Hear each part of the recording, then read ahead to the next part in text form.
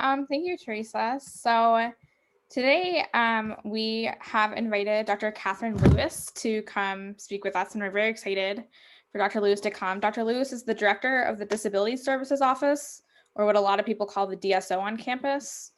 She started as the director in December 2020. Is that right? You got it. Yeah, and she's very fantastic. So please welcome Dr. Lewis, and she can introduce herself. Thanks, Isabella, and thanks for having me, everybody. I'm really glad for the opportunity to talk with you all. But yeah, I'm Katherine Lewis. Please call me Katherine. I use she, her pronouns, and yeah, I've been here since December 17th, a little over a year ago, and just a couple months before this pandemic changed the whole way we do things together. So it's been a very interesting year plus, but I'm thrilled to be here and to be supporting Access at RIT, and really looking forward to talking with you a little bit more about how that works and what it means.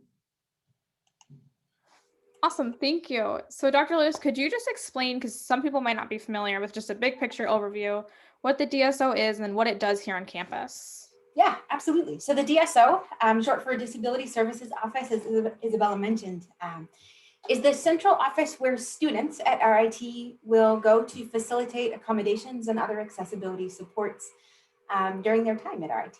And it's open and available to anybody at any stage of their education, from an associate's level student to a postdoc, it doesn't matter, right? So at any stage of studenthood, faculty here taking courses even would come to DSO for support. We've got you. And our job is to both promote a culture of accessibility and inclusion, generally speaking, on campus. But when it comes to individual student supports, really the bread and butter of what we do is accommodations and accommodation coordination. And the job of an accommodation is to directly mitigate barriers that are related to access or inaccessibility. And so we take a really student-centered approach to understanding how disability is lived out in somebody's life. What are the barriers that it's presenting on campus in various aspects of their life? And then what accommodations are best going to mitigate those barriers? And I think one of the most important clarifications is that accommodations can impact the entire scope of studenthood, right? It's not just about tests. It's not just about academics. Whenever anyone is facing any type of access barrier, we're happy and excited to help you figure out how to resolve it. Awesome, thank you. So one of the things that I know we're facing because of COVID is there's some students who have new access needs that maybe did not pre-COVID. Could you talk about who are the different students you support, and I guess a little bit about that? Yeah, for sure. So I think actually one of the biggest points that I like to underscore whenever I have a chance to talk about DSO and what we do is sort of the who of the office, right? Because disability is this massive category and term that some folks really readily resonate with and others don't. So what exactly are we talking about here? So big picture, disability can be lifelong or acquired. It doesn't matter if it's something brand new to you or has been present from the beginning, or somewhere in between. Disability can also be readily apparent, observable, visible, or not, right? So on that note, on a personal note, if you're accessing the screen visually behind me, you'll see my walker and scooter. I'm a wheelchair user myself who identifies with disability. My own access needs are readily apparent, and there's sort of an outward marker that makes it clear to folks, what's Katherine's story? What's Katherine's connection with access? There tends to be some misunderstanding out there about disabilities that aren't so readily apparent. So I think it's super important to underscore how much chronic illness, learning disability, mental health, things that don't have an appearance or a symbol or a marker are just as valid and real and important to pursue accessibility around as anything else. So invisible as well as visible disability. Also temporary and permanent access needs are both valid and reasons to reach out to us for support. I alluded a second ago to folks that may or may not identify with the word disability. And at the end of the day, truly, it doesn't matter an ounce if you choose to identify with that term or not. If you're facing an access barrier related to disability or inaccessibility, we are glad to help. But some less obvious categories of folks that we can support.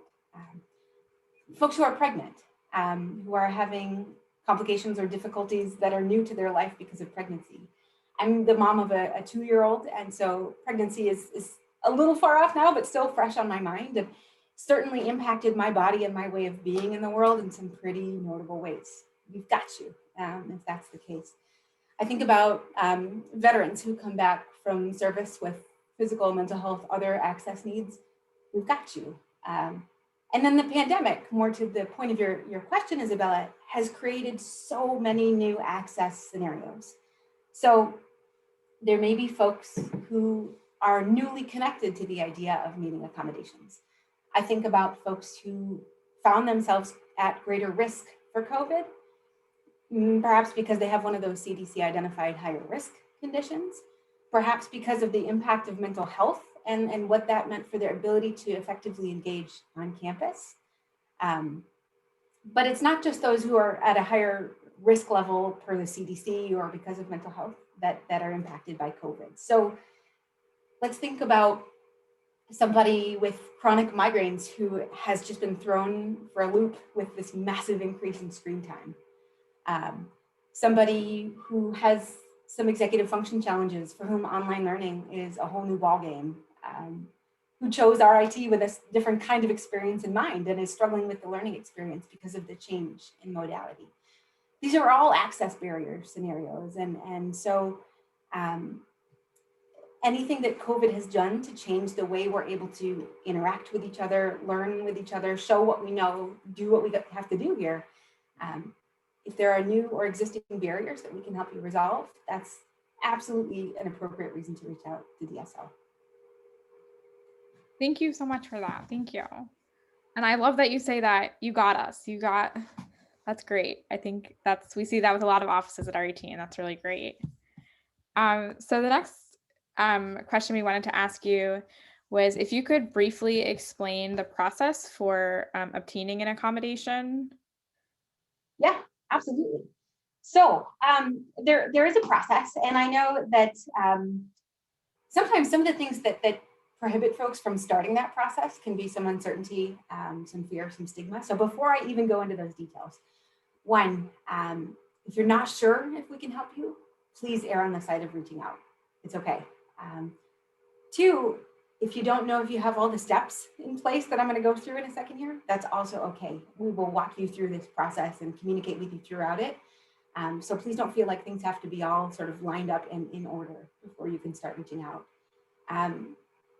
And three, please don't be scared to identify with disability. Our process respects students' privacy to an extreme degree, right? Your interactions with our office are covered by FERPA, are not viewable or available to anyone else at RIT. So I say all that to say that any communication you have with DSO, any application you were to submit for accommodations, it all lives in a very secure and encrypted database that's ours alone.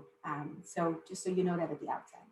But step one is to submit an application, a request for accommodations essentially. And beyond sort of the basic demographic information, who are you?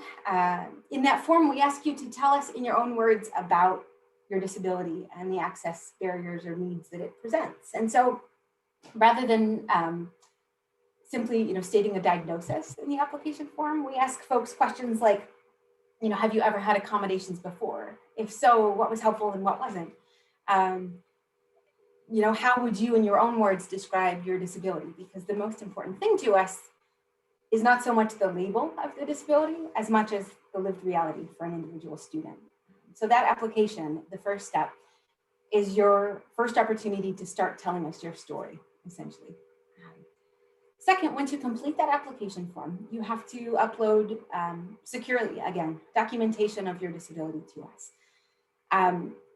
Documentation of disability, its job is not to tell the whole story of you and your access needs.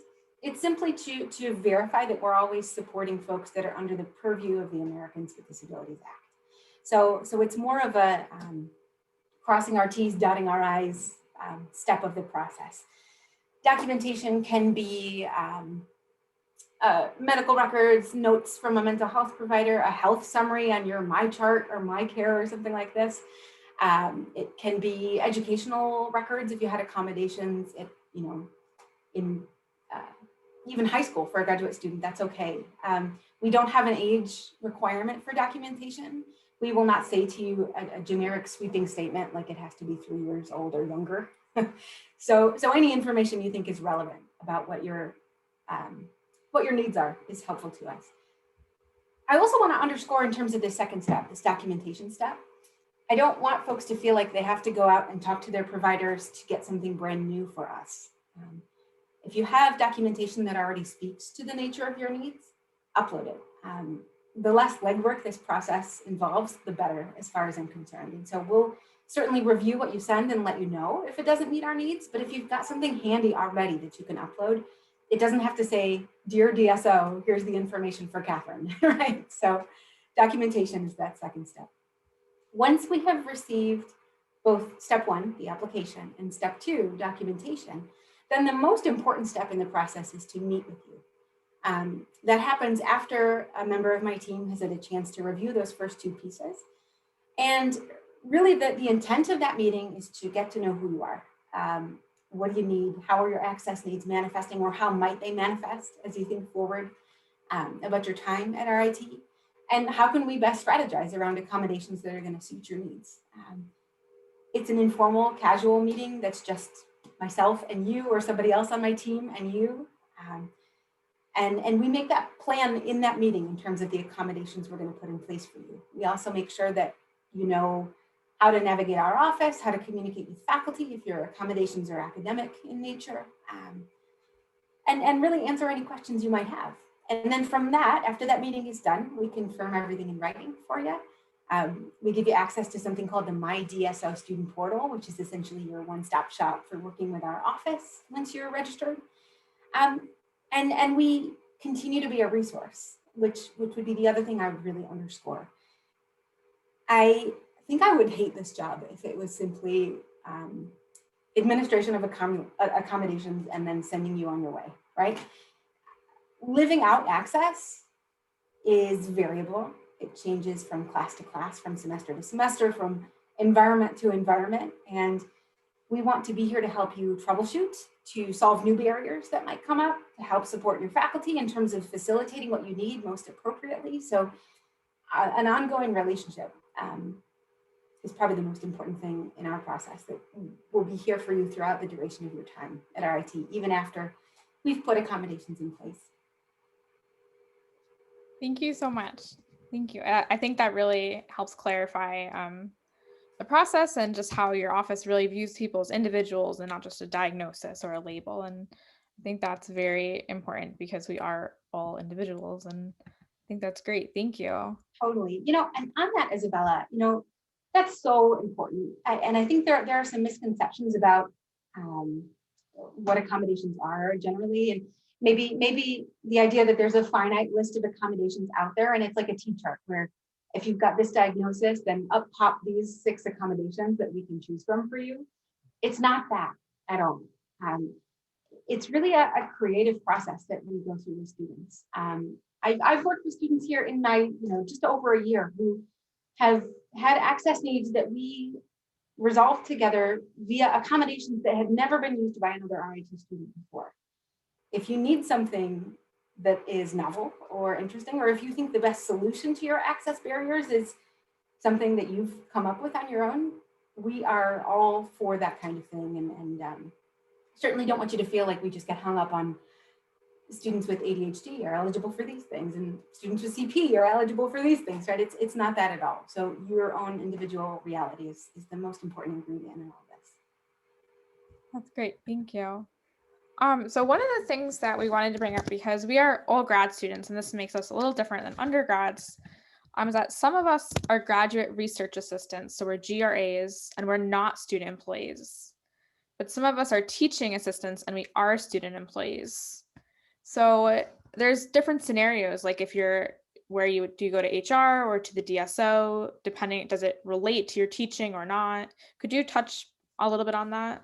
Yeah, that's a tricky one, and I'm happy to clarify it. So different, just for your lives and your context, generally speaking, different institutions, different organizations are all going to handle this separation between employees and students differently. So, I haven't been at a single school that's done it the same as the last. So at RIT, the way that it works is all students with any type of access needs come to DSO. Like I said at the beginning, doesn't matter your age, doesn't matter the level of your degree. If you are a student in any capacity, DSO is where you go. Generally speaking, if you are a faculty member or a staff member at DSO, including most student employees, you don't go to DSO for work-related accommodations, and instead you go to HR. There is a distinction, however, that's really important for graduate students, which is RIT has a third category, student employees that are stipended. And if you have a stipended employment position, a research assistantship, a student government position for undergraduates is stipended. Anything that is not paid hourly, but is paid on a stipend basis comes to DSO. So we are all students plus stipended student employees, including graduate students who are paid via stipend. Does that clarify that? Yeah, I think that definitely helps. Hopefully that helps other people too, just understand that distinction. Because I know we've gotten that question before. So we have a little bit of time before I want to turn to questions, but I just want to ask you one more sort of big picture question. So as the director of the DSO, can you maybe sort of comment on how you think or hope disability fits into the bigger picture of diversity here at RIT? Yeah, happily. Thanks for that question. So before I came to RIT, my doctorate's in classical music and music education, and I focused my doctoral research on the arts and social justice and activism, and the arts as a tool to specifically instigate more thoughtful conversations about identity and disability. So as a way to make that a little more real, when I was in graduate school, I had a chamber music series, and I commissioned a piece of music that's based literally on my walking rhythm. So I worked with a composer who transcribed video of me moving back and forth in space, both walking and using my scooter. And he put points on all of the parts of my body that move, like at my elbow joints and my knee joints and my hip joints, and sort of translated that point-to-point motion into musical rhythm, which became the foundation for this piece of music that he wrote, and then I premiered, and we would talk about how this piece that was written took the very thing that often is most difficult to navigate in my everyday life, right? The reality of my walking motion, which is atypical because of my CP, and turned it into something beautiful and oftentimes interesting, creative, thoughtful. And the idea was to think about disability differently, right? To question those knee-jerk reactions and assumptions, to critique the notion of disability as deficit. And since then, I moved forward to teaching more generally in disability studies and talking about disability justice more broadly, especially in higher ed. And that's where I'm coming from when I come at this work, right? My most important value is that students and faculty and staff at RIT understand and appreciate disability, not in spite of the needs that folks may have, but because of what it does for who we are and how our community works. I have spent a lot of my life thinking about how exactly to define disability, and I'm not going to spit out the ADA definition in terms of significant limitations in your everyday life, right? I think for me, disability means necessary creativity. I think that it means that because you live in a body or a mind or a way of being and communicating and thinking in the world that is atypical, you have to develop creative solutions to barriers, because this world isn't built with disability in mind at this current moment, right? Unfortunately. And so you innately develop creativity and aptitude to see paths less taken. And what is more RIT than that, right? I think it's really a source for innovation. And so, not to get too soapboxy about all this, but I just fervently see disability as of value, as important, as to be celebrated, and to be positioned as much alongside any other sort of marker of identity as anything else. And so I see DSO's role, sure, at the core, at the heart of it, in the center as accommodation coordination, but also as facilitating bigger discussions about ways campus needs to improve, with regard to accessibility. The ways teaching and interacting and researching need to improve with regard to accessibility, and creating a culture and a community where we celebrate what disability is, disability pride, disability culture, humor, research, scholarship, art, right? And so all that is to say, I very much take pride in it. I very much take pride in our large student population at RIT, about 13% who identify as using accommodations. And I would encourage you to try it if you're considering reaching out to DSO, to set aside fear or uncertainty about what that interaction, what that disclosure of disability might mean. And know that the people you're going to work with here are thrilled to work with you and make sure you've got what you need. So a long-winded answer to your question, but it's one of my favorites, Isabella, so thank you. Oh, thank you. And I just want to echo what you said. I mean, I will disclose that I work at the DSO, and I've never felt anything but support and creativity and problem solving. And I mean, everybody's really fantastic there. And so, like Dr. Lewis said, if you're unsure if you should reach out or not, you should feel safe to reach out, and they'll help you figure out what you need to do. Yeah, so those are all of my questions. We have a couple of questions from some graduate students that they have submitted. So one of the questions, which you touched on a little bit before, was what would you recommend for students who are still in the process of seeking a diagnosis? Please reach out, even if you don't have that diagnosis yet. If it's your very first exploration of whether a certain diagnosis is relevant or impacting you, it's good for us to know, and it's good for us to sort of start that process early. But I have interacted with a number of students who were, for example, in the process of being evaluated for ADHD or to see whether they're on the spectrum, and they have, in many cases, have had other access barriers prior to that diagnosis exploration that are relevant. We don't have to have all the pieces in place to start supporting you. So, for example, let me make it as concrete as I can. So, I worked with a student this very morning who is interested in being evaluated for a learning disability. Has noticed some things, particularly in math-based environments, that they want to explore more thoroughly.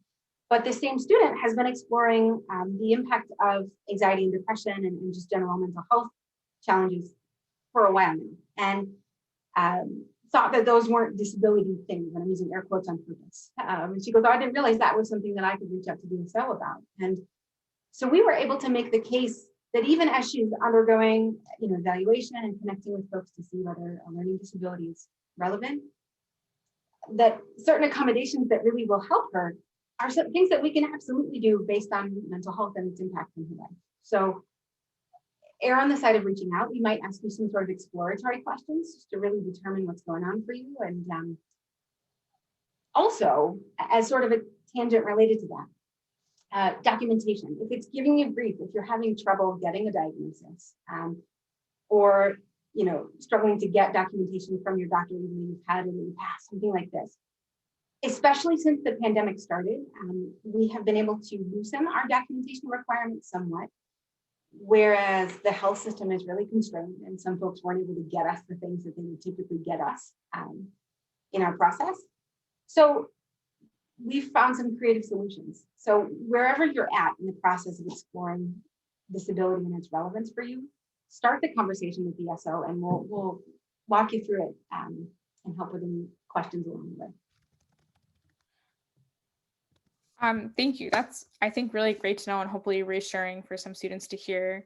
And then if you are a student that wants to reach out to the DSO, what's the best way to do that? Yeah, so you could jump right in and submit an application. The links to the process are right on the DSO website. You can also email our general DSO inbox anytime, which is just dso@rit.edu. Thanks for throwing those things in the chat, Isabel.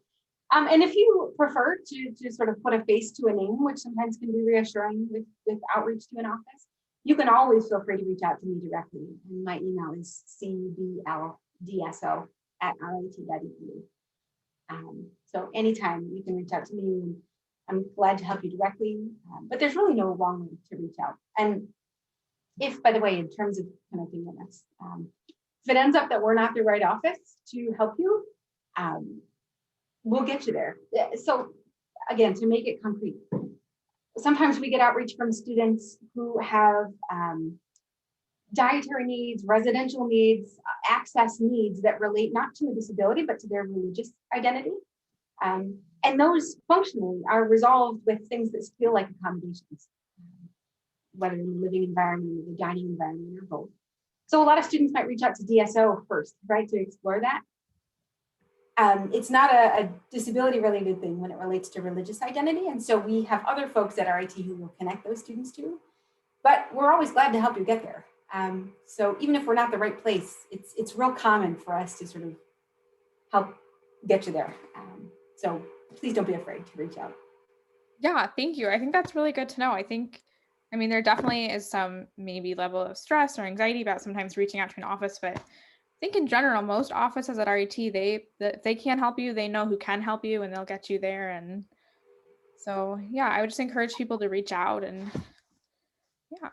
And for what it's worth, we're still in this sort of funky stage where a lot of staff and students are sort of building hybrid lives. They're sometimes on campus and sometimes not.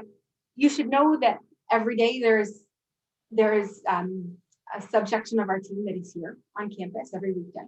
So, if it's something that can't happen over an email or you'd be more comfortable sort of dropping in and talking with someone, you can absolutely stop by the DSO. We're in the Student Alumni Union, the SAU, right around the corner from Ben and Jerry's, across from Brick City Dining.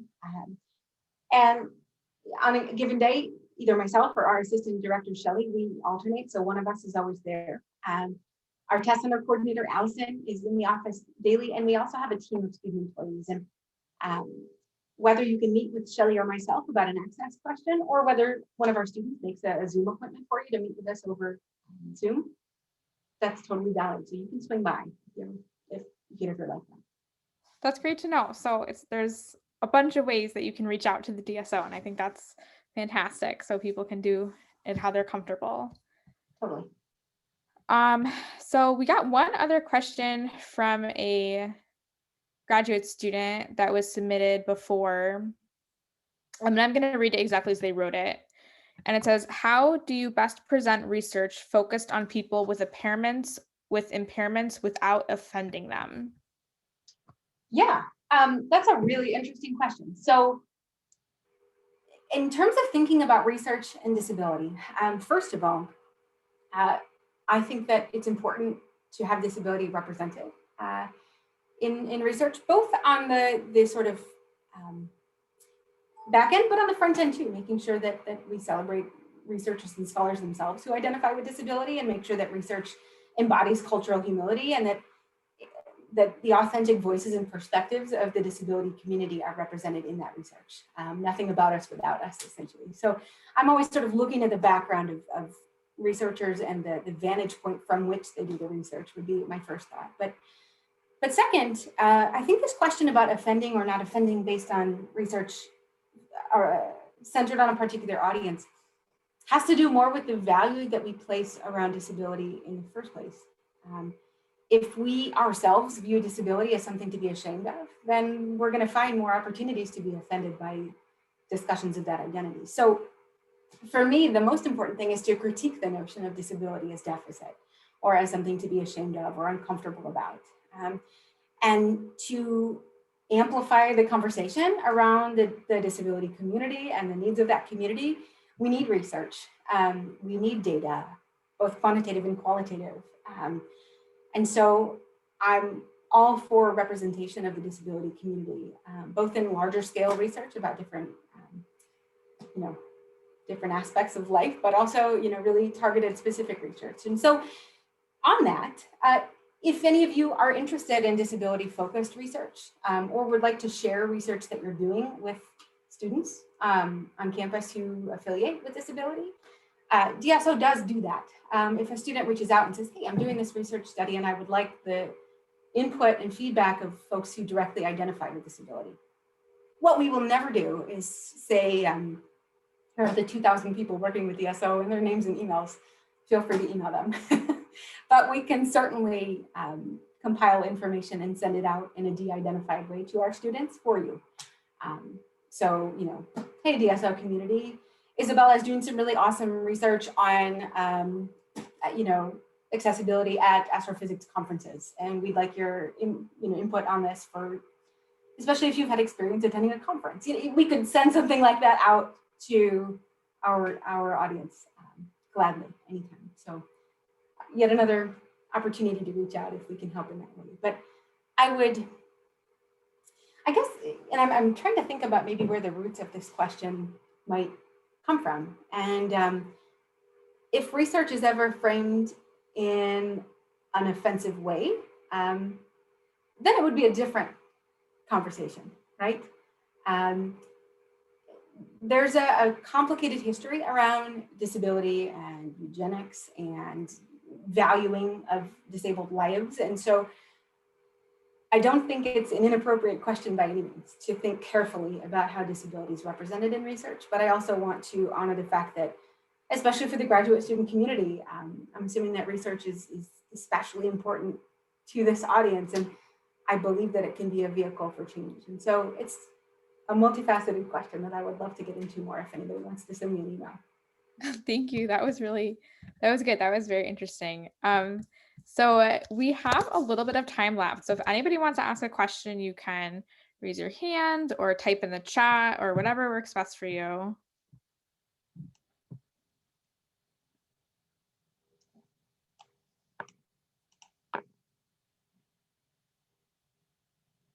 Yeah, so a question just came up in the chat. If you have specific questions about accommodations or disability or anything that we've talked about today or is related to that, can we set up a one-on-one? 100% yes. If you are already registered with our office, you can go ahead and log into your MyDSO portal, and at any time you can request a meeting with me or anybody on my team. If you're not, just send an email either to the DSO inbox or right to me, and we'll definitely get you set up to meet with me or anybody you like. You can specify who you want to meet with in the email. Yeah, thanks for the question. Thank you. We have another question in the chat, it looks like. Oh, Michael, I love that question. It says, how do you learn to run a DSO? Do you have recommendations for books or websites? Are there degrees you can earn? Yeah, so that's my favorite question of all time. I go, you made my day.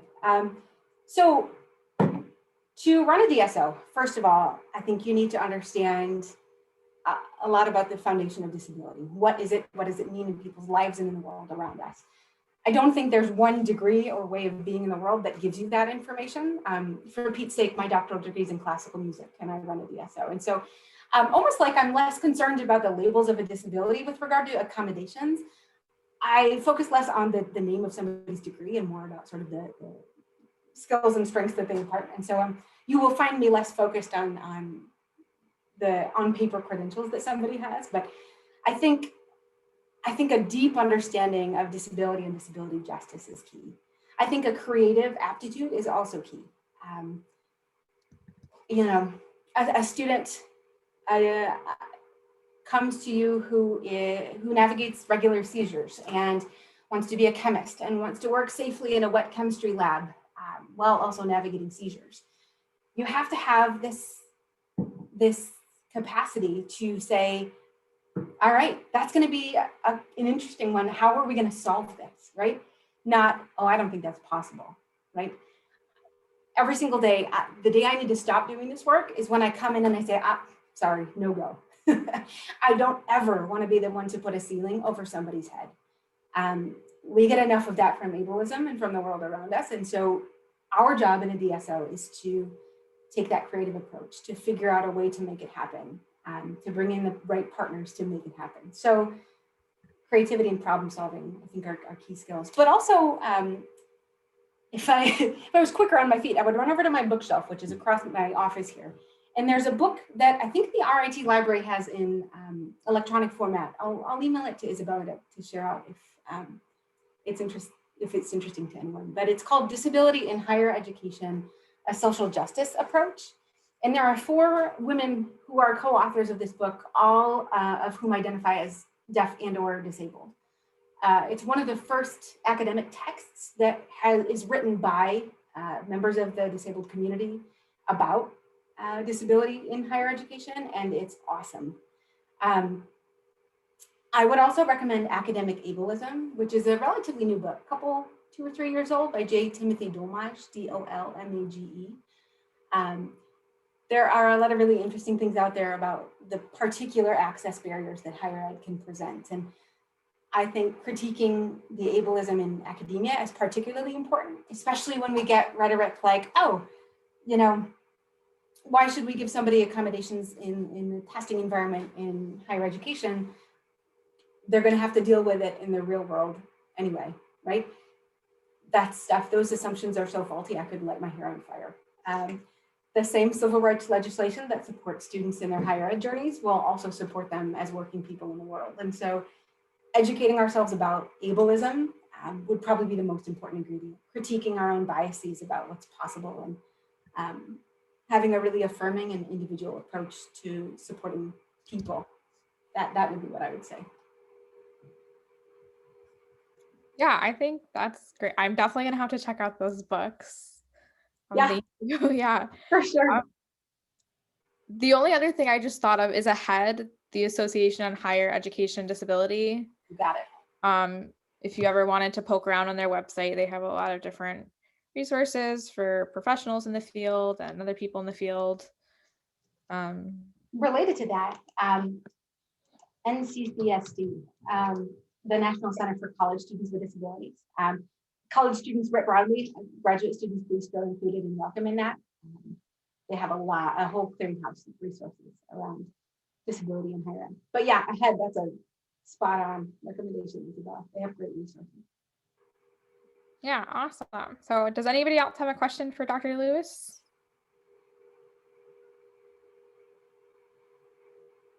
Okay, well, I'll wait one more second. Okay, if not, we'll say a huge thank you. Oh, okay, we did get one more quick question in the chat. Yeah, what's different about graduate students? Yeah, so a lot, right? The work you're doing, the research you're doing is much more variable than that of an undergraduate student. The contexts in which your access needs might manifest might be different than that of an undergraduate student. And so all the more reason to have a really individualized conversation about how your access needs are manifesting. I've worked with students who are, dissertating and done with their coursework and need accommodations in that process around timeline or modality or whatever it might be. So I would say anything that you're navigating in your education that feels more cumbersome or inaccessible than it should be, for whatever reason, we would take a problem-solving approach to it, and it would be just extra individualized, I think, for graduate students. So we really understand the nature of the coursework, or the writing or the research you're doing, the environment you're doing it in, and the supports you might need. But always happy to strategize about that. And I also think too, in terms of generally what's different about graduate students, I think a lot of higher ed institutions really market to their undergraduate populations. A lot of energy is put toward making sure that students brand new to higher education know how to get the support that they need. And my experience as a graduate student was that less attention was paid to that really proactive outreach. Like, hey folks, here's how to connect to this and this and this. And we make an assumption that as a graduate student, you know all the ins and outs of an institution and of higher ed. And so I think we do the graduate student community a bit of a disservice by not focusing as much on resources and outreach and connection. And so we, across the board in terms of nationally, the number of students pursuing accommodations, there's a big drop off between undergraduate and graduate students pursuing accommodations. I don't think that's because disability magically disappears when you become a graduate student. I think that there's maybe some lack of emphasis, on the role of access throughout somebody's lifespan. And so we owe that to you, that your access needs are as valid and important to be supported as an undergraduate student or an associate's level student, and not to hesitate to reach out, that you are as within the scope of what we do and why we do it. as an undergraduate student. Thank you so much. I think that's just great to hear as a grad student, especially, I think we've talked about this in GSAC before, that maybe there's more targeted campaigns from different offices towards undergrads, but it's great to know that we're just as valid and welcome and as graduate students. So thank you so much. And if there are no more questions, give a second. Okay, well, we'll say a really big thank you to Dr. Lewis for giving up some of your day to come talk with us. We really appreciate it. Absolutely. Thank you so much for having me. I just threw my email address in the chat in case anybody wants to reach out. Oh, I'd be perfect. glad to. And I'm really grateful for the time, you guys. Thanks so much. Thanks, Isabella. Yeah, thank you so much. Have a great rest of your day. You too. Bye, everybody.